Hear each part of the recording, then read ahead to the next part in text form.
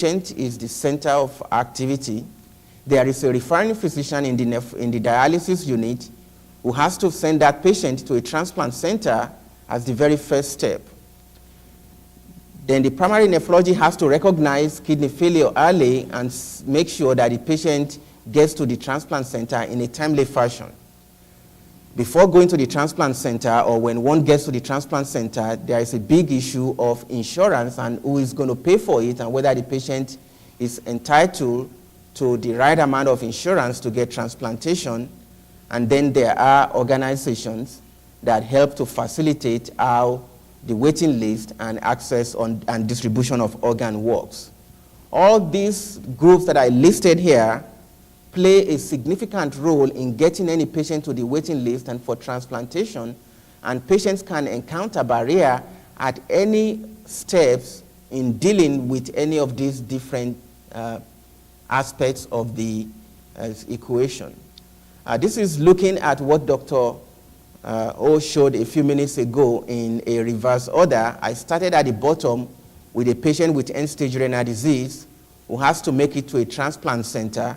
The transplant center determines whether that person is a suitable candidate for transplantation, and that patient gets waitlisted and then ultimately may get a transplant from a living donor, a deceased donor, if they did not die. This paradigm that I show here, which is not completely accurate, but it's a depiction of what happens, is a very complex system. There is no other area of medical health care in the healthcare system that is as complex as this. And we are expecting patients on the average who are at the lower end of the socioeconomic structure to be able to navigate this pathway to get to the waiting list and get a transplant. Even for people who have a lot of resources and who are educated, it takes a lot of persistence and resources to be able to get through this complex system and get placed on the waiting list. And so working through this system that we have here is the best that we can come up with, or the system can come up with, and there's no way of getting around it. So I think the point that I would like to make is that the barrier to transplantation within this system can be overcome with a lot of education, both for the patient and education for different levels of provider, particularly those who encounter the patient first before they get to end-stage renal disease and while they are on dialysis. Where are the areas that minority population face problem in that system? The patient attitude and knowledge is an important part of it. The provider's attitude and knowledge is also a major issue. Even though transplantation is financed to a large extent by Medicare eligibility, a patient still has to have the necessary additional resources to navigate that complex system. And then there are situations where some people may be perceived not to benefit significantly from transplantation. There's the issue of distance. And then for about 20 years or so, the allocation policy, the way kidneys were allocated, relied on HLA matching between the donor and the potential recipient, and that particular part of the allocation system had disfavored, or if in particular minority population, so that when you look at HLA matching as it was being used, minorities were less likely to get the appropriate match and therefore get allocated the organ. I'm glad to say today to you that over the last 10 years or so, many people, including some in this room, I want to mention in particular Dr. Metzger, who will be speaking to us later this morning from Florida, had played a significant role with their leadership and tireless effort to eliminate barriers to transplantation with respect to the allocation policy, so that today those issues related to allocation policy with HLA matching had been removed with recent changes in the allocation rule, so that allocation policy by itself is no longer a limitation to transplantation, and what we are left to deal with are these other issues. What I would like to do next is to share with you the evidence that supports these significant barriers, because they are not just perception that we come across. One of the pivotal work in this area had been done by a young investigator, Dr. Alexander, when he was in Cleveland, Ohio. And what he did was that they went to the Region 10 network and looked at the data in the network to try and figure out the various steps that a patient will have to go through from end-stage renal disease to getting listed and receiving a transplant, to try and identify specific points in the process where minority population gets hung up or gets limited in getting onto transplant. And the pathway that Dr. Alexander walked through, looking at data by ethnic group, is shown in this paradigm here, starting with the onset of end-stage renal disease, beginning with whether the patient is interested in transplantation or not, whether the patient is medically suitable, and they are able to complete the workup. And that is a big part of the process. Getting on the transplant waiting list requires a series of medical tests and procedure, and that is where a majority of patients now get stuck within the system because they cannot get that process completed in a timely and efficient fashion, and then ultimately getting an organ transplant. And this is what Dr. Alexander found in more than 7,000 patients in Region 10 here. So what you are looking at is the fraction or the percentage of patients who are interested in transplantation by race and gender, the percentage who got listed, and the percentage who are ultimately transplanted. So for each group, as you walk through the slide from the left side to the right side, the ones on the right side are subgroups of the one on the first side. So the listed population is 100% of those people in the interested population. And what it shows is that for white patients, 39% were interested in transplantation.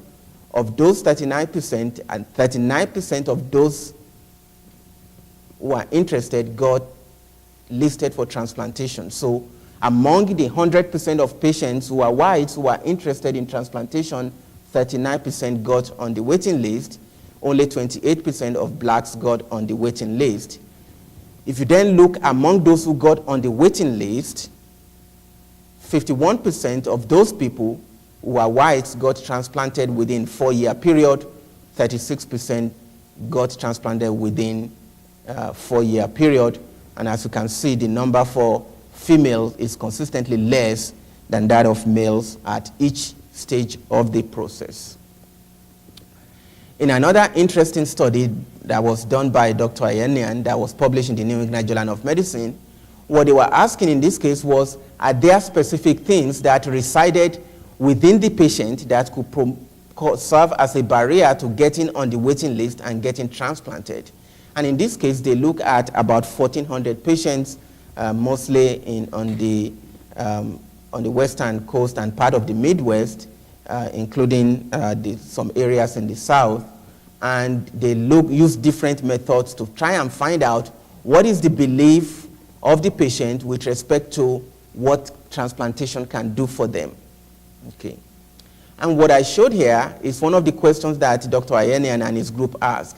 And the question was, do you think you are going to live longer if you got a kidney transplant as opposed to staying on dialysis?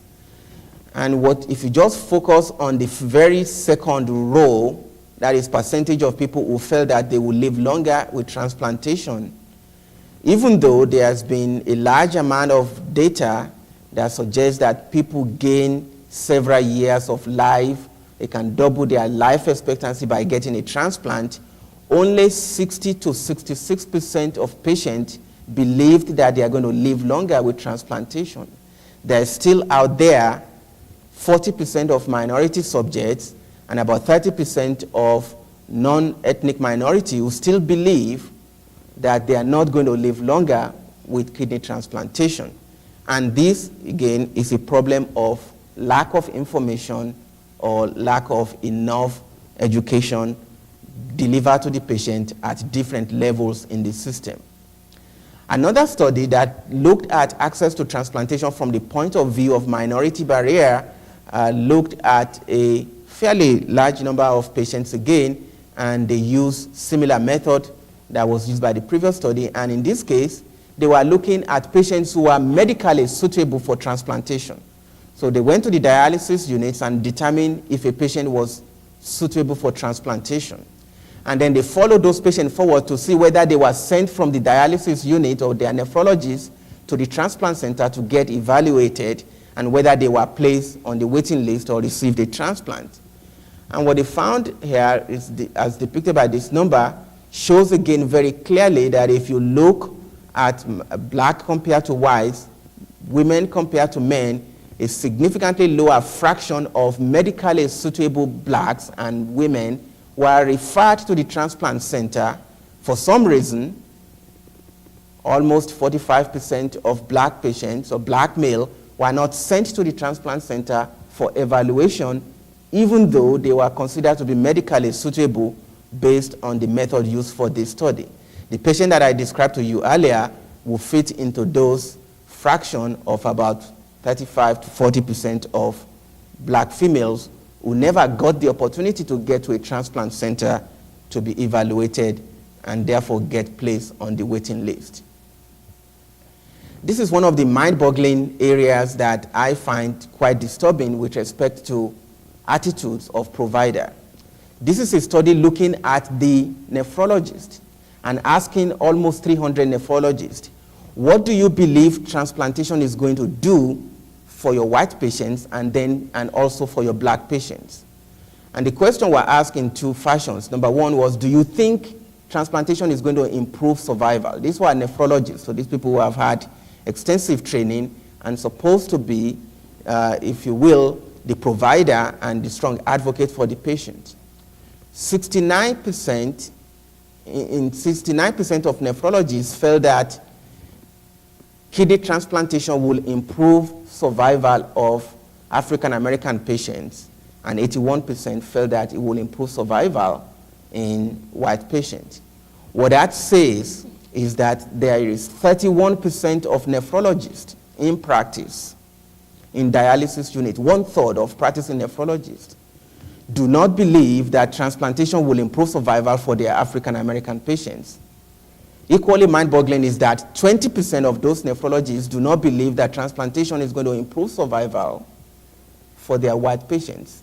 These are pedestrian, street-level information that one will assume that everybody knows, and yet the people who are supposed to know best do not believe in transplantation as a life-enhancing or improving technology or treatment. And you can carry this thinking forward and say that it is those 31% of nephrologists that would then not send their patient forward to be evaluated, and the patient then doesn't have a chance of being evaluated for transplantation at all. I'd like to show you this slide because it describes the type of encounter or dialogue that happens within the context of patient being taken care of in the dialysis unit.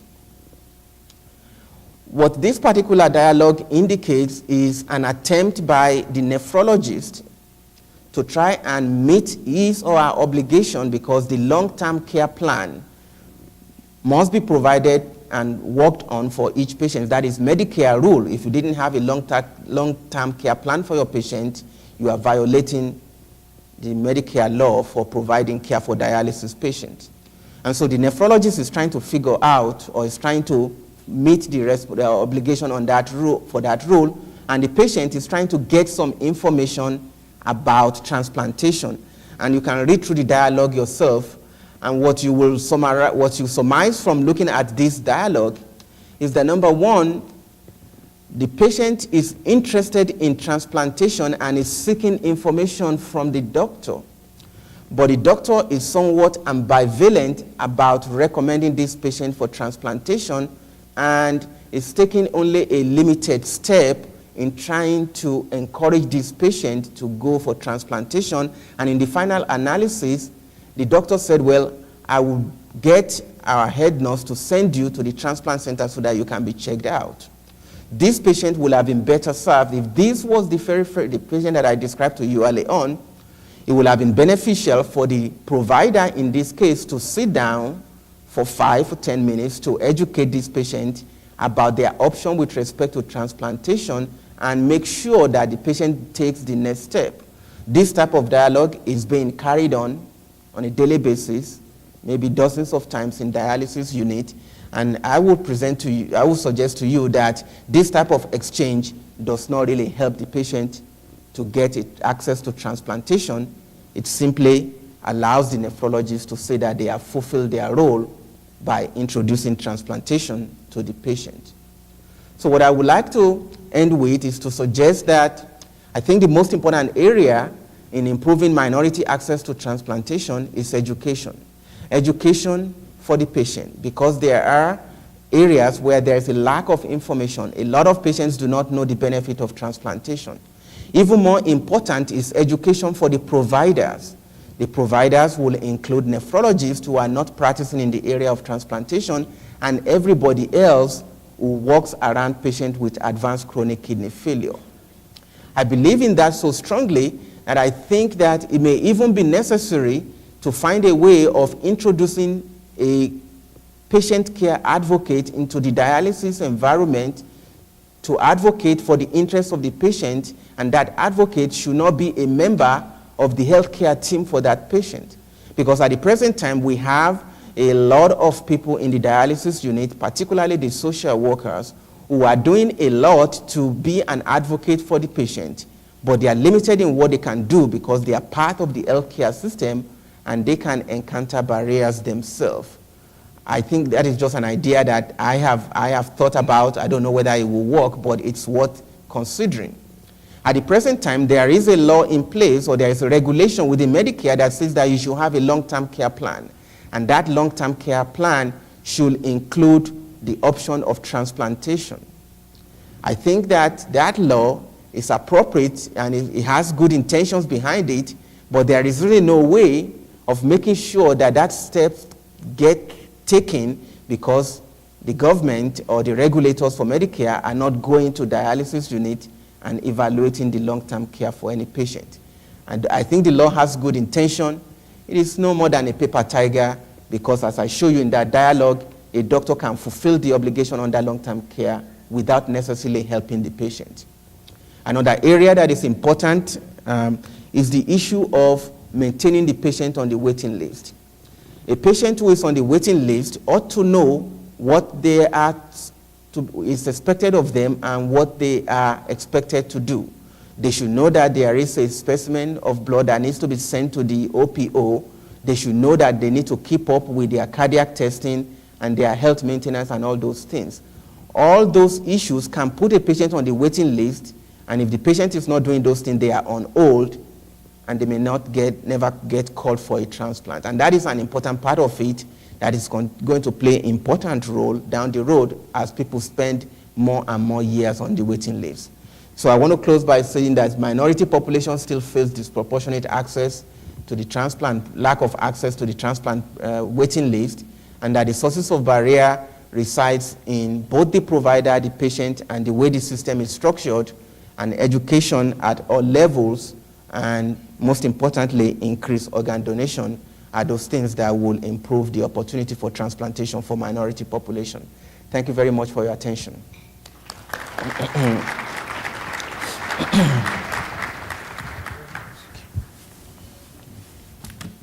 Thank you. For those people who have some questions, please write it down and pass it along the aisle. So we'll cover those things at the end of the session here. Next speaker is Mr. Frank Bodino, who is a recipient of heart transplant from Columbia Presbyterian Hospital in August of 1996. And he's going to talk about how to access insurance for organ transplantation. Thank you for coming, Mr. Frank Bodino.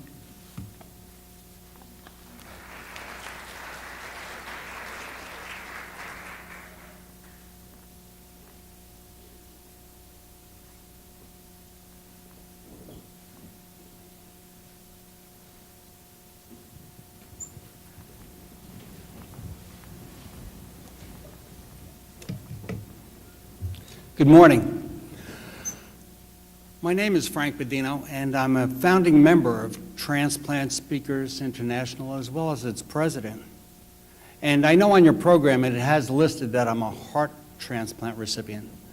Well, actually, I received a dual transplant. I received a heart transplant, and I received a hair transplant. Thank God the heart transplant worked. But in all sincerity, I did have a heart transplant approximately 10 years ago. And the heart that I received was the heart of a 16-year-old girl. Ever since I received her heart, I've been hearing, "Hey, Frank, you have a nice wiggle when you walk. What are the prices down the mall?" You know, I've heard them all. I'm ready to join a national organization for women. But in all sincerity, there really isn't a day that doesn't go by that I don't think about this little girl. I'll tell you how I met her. It was December 15th of 1995, when I suffered my 6th heart attack in 4 years, and they rushed me to the hospital. And they decided that I needed bypass surgery. Now, I knew about bypass surgery. I knew it was an open heart procedure. I knew there were risks involved. But I also knew that there were thousands of them done successfully across the United States, and people went on to live pretty normal lives thereafter. So I opted to have it done, and needless to say, it didn't go that easily. You see, they had to keep me in the coronary care unit for a period of 2.5 weeks after my operation, until they finally stabilized me and sent me up to the normal medical floor. And I was up there for a period of 1 day, and I was being visited by my brother and sister-in-law. And just as they were ready to leave from their visit, I couldn't breathe. I couldn't catch a breath. So they rushed me back down to the coronary care unit and somehow got me breathing. And who walked in but my cardiologist? This fellow happens to look